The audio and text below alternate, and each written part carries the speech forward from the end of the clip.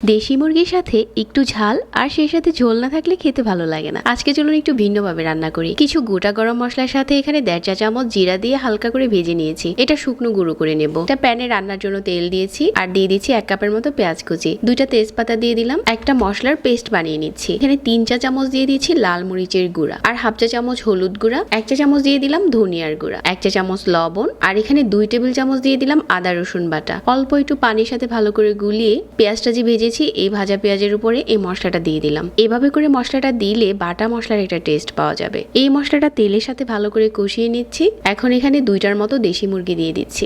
মশলার মাপটা ঠিক এভাবে করে রান্না করে দেখতে পারেন একবার, খেতে দারুণ টেস্টি ছিল। একটু নেড়েচেড়ে মশলার সাথে ভালো করে কষিয়ে নিয়েছি ঢাকনা দিয়ে ঢেকে। যখন এরকম কষানো হয়ে গেছে সিদ্ধ করা ছোট আলু দিয়ে দিচ্ছি। এখানে যে মশলাটা প্রথমে ভেজেছিলাম ওই মশলাটাকে গুঁড়ো করে এখন দিয়ে দিচ্ছি। দিয়ে ভালো করে নেড়েচেড়ে আরো কিছুক্ষণ কষিয়ে এখানে গরম পানি দিয়ে দিচ্ছি। যেরকম ঝোল রাখতে চান ওরকম করে একটু গরম পানি দিয়ে দিবেন। দেশি মুরগিটা একটু ঝোল ঝোল খেতেই বেশি ভালো লাগে। রান্না হওয়ার আগে ওই গরম মশলাটাই আবার উপরে একটু ছড়িয়ে দিয়ে চুলা থেকে নামিয়ে নিচ্ছি। ঝোল ঝালে ভরপুর একটা রান্না হয়ে গেছে। আজকের রান্নাটা নিশ্চয়ই ভালো লেগেছে।